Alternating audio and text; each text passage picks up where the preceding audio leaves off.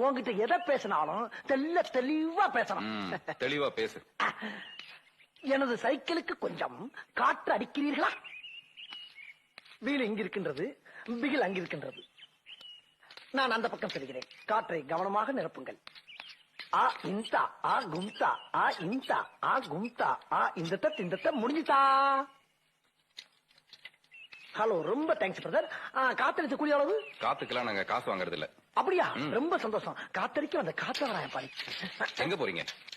என்ன சார், ஏன் ஜெயிக்க எடுத்து நான் எங்க போனா உங்களுக்கு என்ன? காத்து இல்லாம இந்த வண்டி ஓடுமா? காத்து இல்லாம எந்த வாகனம் போகாது பிரதர்.